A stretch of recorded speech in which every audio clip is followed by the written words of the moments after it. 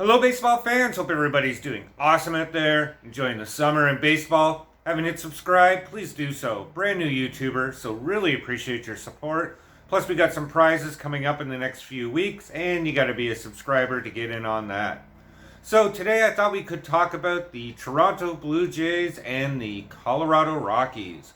That's right, the Jays and the Rockies have been connected in trade talks for the last month. The Jays have been really pushing and sniffing around their bullpen, but also looking at their starting rotation as well.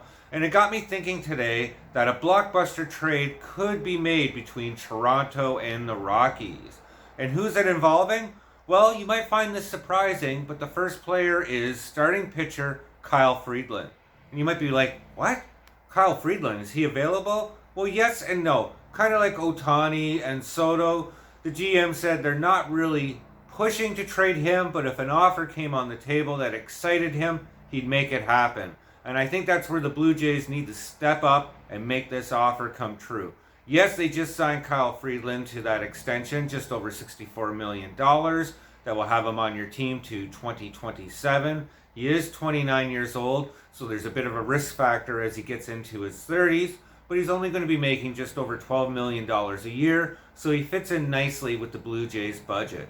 If you look at his numbers this year, you might be like, oh, do I want to give up a top prospect for Kyle Freeland? And I say yes. Right now he's 6-7, but don't worry about that. He plays for the Rockies. He has a 4.63 ERA, which seems high, 82 strikeouts, 33 walks, and a 1.34 whip. That line's not too great. But if we dig a little bit deeper into Kyle Freeland, away from Coors Field in Colorado, he actually has an ERA around 3.80. His command is a lot better. So I don't know if it's playing with that high altitude or playing in Colorado, but there's an opportunity for Kyle Freeland if we move him out of Colorado. And that's where the Jays need to focus, because his ERA is a little bit high. He might be able to soften the return that Colorado's going to get, and it could be a steal for the Blue Jays. And that's why I say the Jays need to be all over Kyle Freeland and push the Rockies' hand. The Rockies are crazy. Look what they did with Trevor Story. So could happen. On top of that, the player who the Jays have been mostly connected with could be packaged in this deal. And that's obviously bullpen help Alex Colome. And if you look at Alex and his numbers this year, he's still putting up a solid return considering he's only signed for just a little over $4 million. He's got a 3.20 ERA, 26 walks, 26 strikeouts, 13 walks.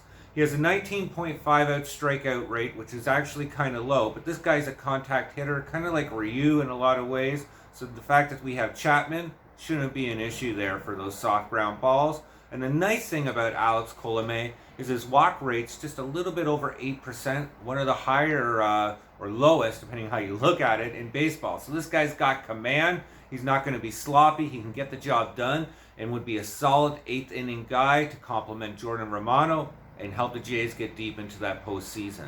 So what do you think? Kyle Freeland, Alex Colome, Rockies heading to Toronto? I know it's going to be a steep return. Obviously, it's going to include Lourdes Gurriel, probably a player like Danny Jansen, Nate Pearson, and a big significant prospect like Elvis Martinez. That's right. That's a huge, huge bite to give up. But getting Kyle Freeland for that control and somebody like Alex Colome for the rest of the season could make the Jays a serious threat. Let me know in the comments below. More importantly, I hope everybody stays safe. Hit subscribe if you haven't already. We'll talk soon. Happy trade deadline, guys.